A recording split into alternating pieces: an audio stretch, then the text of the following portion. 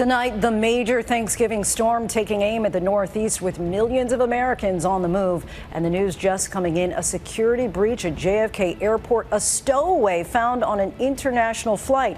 And the FBI investigates numerous threats targeting President-elect Trump's nominees. First, our weather team is tracking that powerful storm already causing treacherous travel. This multi-vehicle crash caught on camera on a snowy interstate in Colorado. What it means for the big parades and Americans trying to get to their holiday destinations. And trouble in the skies, what we've just learned about that stowaway aboard a flight at JFK. How did they get on board?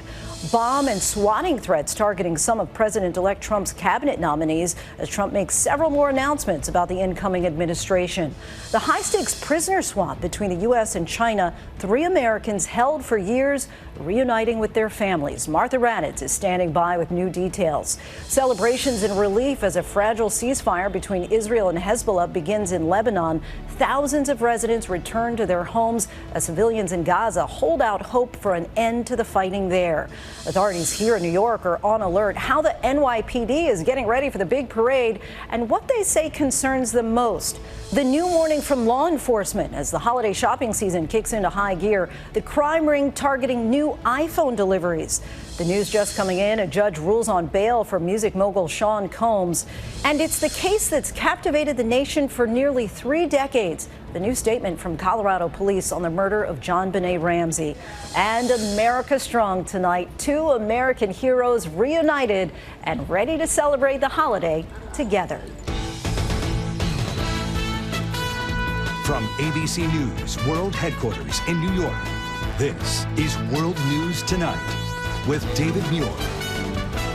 Good evening, everyone, and thanks so much for joining us on a busy Wednesday night. I'm Lindsay Davis, in for David. We begin tonight with the Thanksgiving journey across this country, coinciding with a major coast-to-coast storm moving into the Northeast. Millions of Americans are now on the road or in the air for what's shaping up to be record travel over the Thanksgiving holiday. At this hour, most travelers are facing peak driving time from Los Angeles to Chicago, Philadelphia to New York. More than 71 million are expected to drive at least 50 miles over the next few days. In Newport, Delaware, a portion of busy I-95 closed due to a crash after a dump truck hit an overpass. Further complicating travel in some areas, rain and snow, near blinding snow in parts of Colorado. And at the nation's airports, TSA is screening people in record numbers. Late today, Delta revealed a stowaway was found on board a flight from JFK to Paris. ABC's Trevor Ault leads us off. Tonight, a massive security breach at the height of the busiest travel period ever. ABC News has learned a stowaway passenger snuck past multiple agents to board a Delta flight from New York to Paris. The TSA says the passenger went through the metal detectors but bypassed the ID check podium and also bypassed a Delta agent at the gate to board the aircraft. The FBI is aware of the breach and Delta is launching an exhaustive investigation. Meantime tonight, a Delta flight from Paris to Atlanta had to be diverted to Ireland to remove an unruly passenger. It all comes as TSA says they expect to screen more than 18 million passengers by Monday. And in that rush at the busy Newark airport today, the FAA again issuing a ground delay because of air traffic controller shortages. United blames the FAA for not fixing the problem, saying it's caused delays and cancellations for hundreds of thousands of passengers just this month. The FAA says most delays nationwide are from weather and airline operations, but hiring more air traffic controllers is a top priority. And further snarling travel, millions in the path of a major coast-to-coast storm that's now set to slam the Northeast on Thanksgiving. Near whiteout conditions in Colorado. Watch as this semi on I-25 narrowly misses a truck that spun out, slamming into a wall. Traffic at a crawl in the aftermath with several highways shutting down. I was driving to Colorado Springs and I started hydroplaning and we crashed. No injuries. Someone else crashed in front of us. And this morning on the busy I-95 in Delaware, it is not a good sign that I am here standing in the middle of I-95 southbound. A dump truck striking an overpass and another vehicle, crashing through a guardrail, crossing the highway. I-95 South shut down for a time with traffic backed up for miles. Never a good time, but this is one of the worst. And Trevor joins us now. Trevor, I want to go back to that stowaway. Tell us more about what you're learning. Well, Lindsay, the TSA is stressing that while this stowaway did bypass the agent doing the ID check, they did still effectively go through security and those metal detectors, which means they didn't have any prohibited items and weren't a security threat. But still very alarming that they were able to make it all the way onto that plane, Lindsay. Certainly is. Trevor, thank you. Here in New York, rain is on the way for tomorrow's Macy's Thanksgiving Day Parade. Let's get right to Chief Meteorologist Lee Goldberg from our station WABC here in New York. Lee, how's it looking? Lindsay, if we could only press the pause button on today's storm, it's really been cooperating. The weather has for much of the country, only a few trouble spots.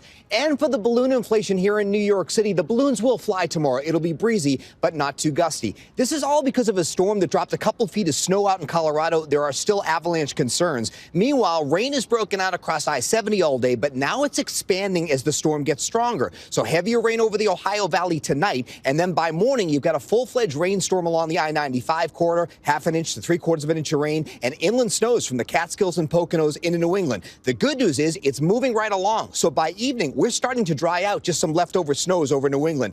This storm is a game changer. It unlocks cold air and the lakes are warmer than normal. So big lake effect snows. From Friday into Monday, we could see feet of snow across parts of upstate and western New York. It's going to be cold into early December. Lindsay? All right, prepare to bundle up. Lee, thank you.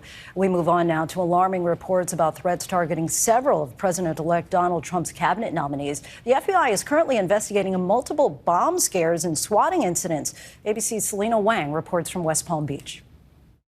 Tonight, the FBI investigating numerous bomb threats and swatting incidents targeting several of President-elect Trump's cabinet picks and appointees. Trump's spokeswoman says the targets, which sources tell us include Trump's nominees for Secretary of Defense, Secretary of Labor, CIA Director, and Ambassador to the United Nations, were subjected to violent, un-American threats to their lives, adding that law enforcement and other authorities acted quickly. It comes as Trump moves swiftly to fill out his administration, today appointing retired General Keith Kellogg, a former national security advisor to Vice President Mike Pence, as his special envoy to Russia and Ukraine. I don't think World War III has begun, but we're right on the precipice. Kellogg recently said the U.S. should continue aid to Ukraine on the condition that Ukraine enters peace talks with Russia. He's long been close to Trump, there with him in the White House on January 6th. Today, the president-elect saying he was with me right from the beginning. Together, we will secure peace through strength. Kellogg's appointment, one of a flurry of pre-Thanksgiving announcements. The president-elect also nominating Dr. Jay Bhattacharya to lead the National Institutes of Health, the world's largest medical research agency. The Stanford physician and economist, controversial for harshly criticizing COVID vaccine mandates and lockdowns. The lockdowns themselves have been incredibly damaging to everybody. They transform the lives of nearly every single human being. And for poor people around the world, they've been particularly devastating. For young people, for children, they've been devastating. He also argued that efforts to prevent COVID should be focused on seniors and that the virus should be allowed to spread among the young and healthy to develop herd immunity. Those views well outside the medical mainstream. Still, Dr. Ashish Jha, who oversaw the Biden administration's pandemic response, today acknowledging that Bhattacharya is qualified to lead the NIH, saying, "There were times during the pandemic where he took a set of views that were contrary to most people in the public health world, including my own views, but he's fundamentally a very smart, well-qualified person." Bhattacharya joins a team of health appointees led by RFK Jr., Donald Trump's choice to lead the Department of Health and Human Services. Many of them are deeply skeptical of America's health agencies and policies. Bhattacharya today saying that they'll reform American scientific institutions so they'll be worthy of trust again. Lindsay? Selena, thank you. Now to the release of 3 Americans wrongly detained in China. One of them held for more than a decade. They were set free as part of a prisoner exchange. The swap comes more than a week after President Biden met with China's President Xi. Here's ABC's Chief Global Affairs correspondent, Martha Raddatz.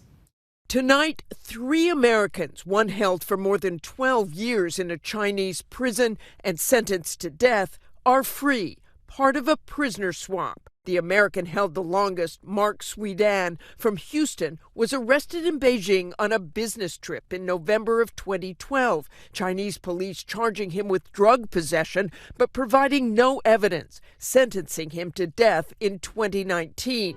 his mother releasing an emotional video during his incarceration. I just can't fathom what Mark is going through. I know he's suffering. Kai Lee, a Long Island, New York businessman, has been held since 2016 on espionage charges. His son Harrison pleading for help to win his father's release during a congressional hearing in September. Personally, I've now spent a third of my life missing my dad. And John Leung, held since 2021, charged with espionage as well. The 79-year-old sentenced to life imprisonment. He had been an FBI informant, according to the New York Times. The Biden administration had been in highly secret negotiations for months, including a private meeting between President Biden and Chinese President Xi Jinping. In exchange for the Americans, 3 Chinese prisoners held in U.S. jails were released, including a Chinese intelligence officer, a spy caught in an elaborate sting operation by the FBI. The Americans are now on their way home for what will surely be emotional reunions. Kylie's son Harrison saying tonight that the family is thrilled that Kai and the others have been released and deeply grateful to President Biden and everyone who made it possible, saying they delivered just in time for the holidays. Lindsay? Quite a gift, Martha. Thank you.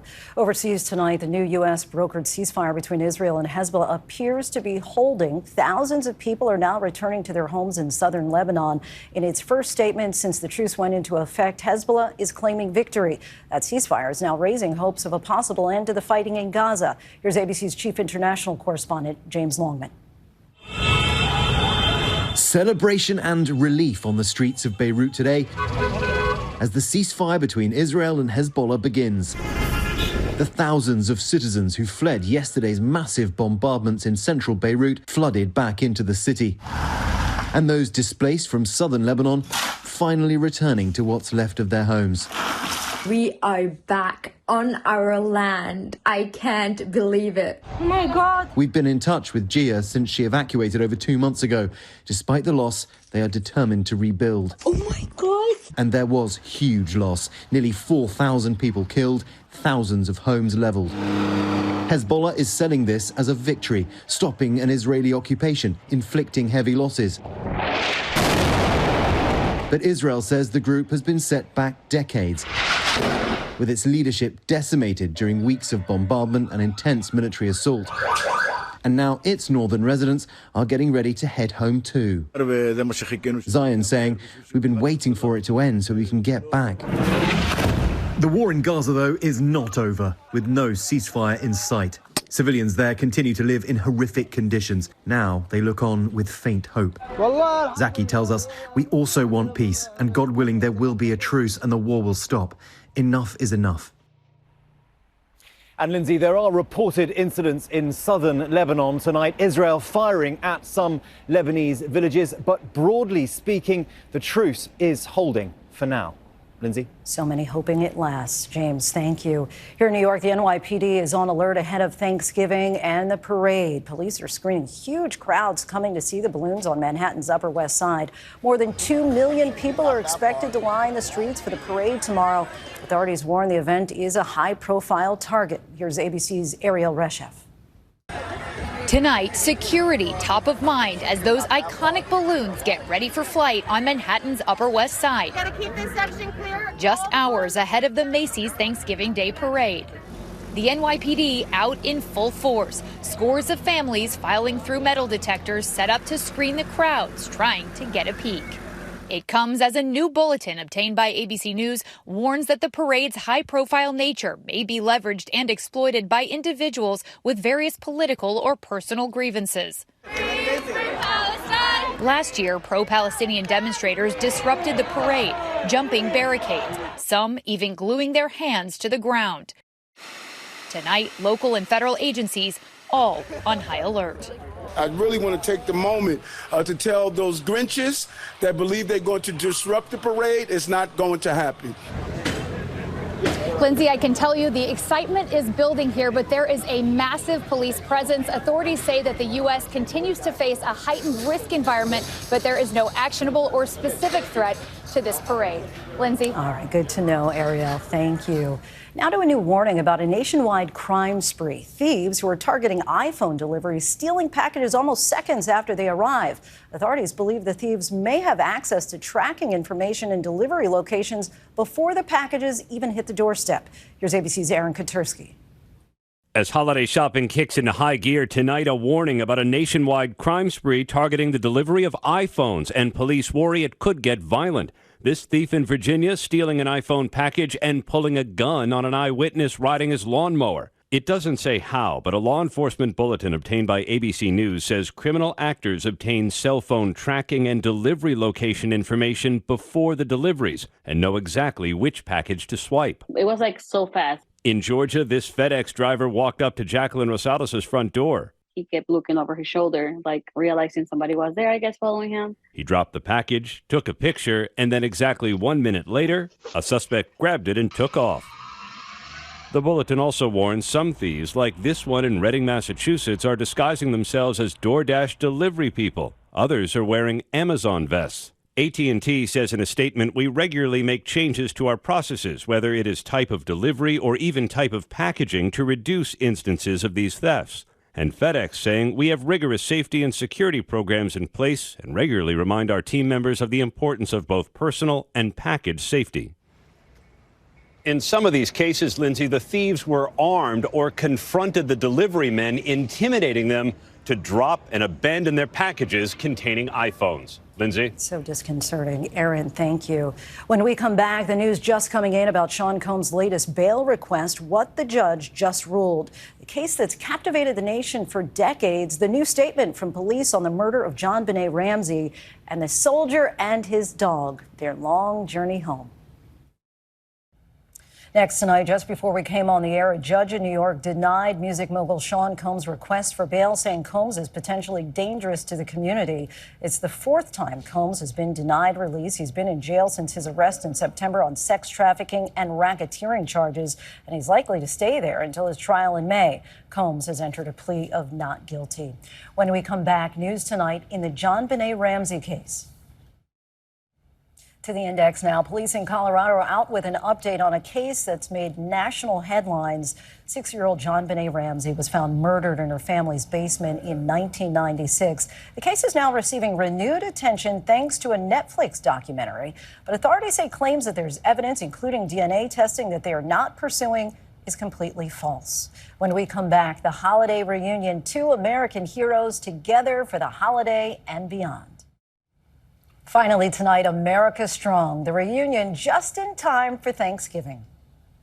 On this Thanksgiving Eve, 2 military heroes in San Antonio, Texas, have extra reason to be thankful. After more than 2 years apart, 8-year-old retired military dog Jacob is now reunited with his former handler, active duty U.S. Army Staff Sergeant Peyton May. Yes. The pair developed a deep bond after serving for nearly 2 years together, 9 months of that time deployed in Iraq.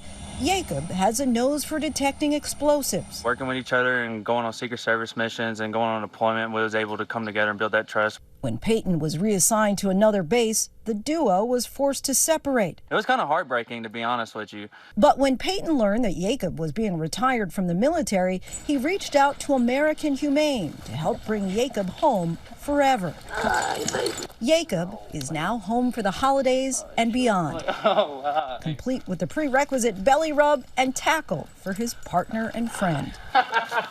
Peyton, oh so grateful to be reunited with his cuddle buddy. It fills my heart to really see him again. Shake. And after spending their first Thanksgiving together in Iraq, this time around, Jacob might get an extra special holiday treat. I haven't actually seen him have turkey on Thanksgiving, but I'm sure he'll love to have some turkey. I'm very thankful to have this little guy home this Thanksgiving. Happy Thanksgiving, everyone. I think I detected a smile there. Thanks for watching. I'm Lindsay Davis for David and all of us here. Good night. Thank you for making World News Tonight with David Muir, America's most watched newscast.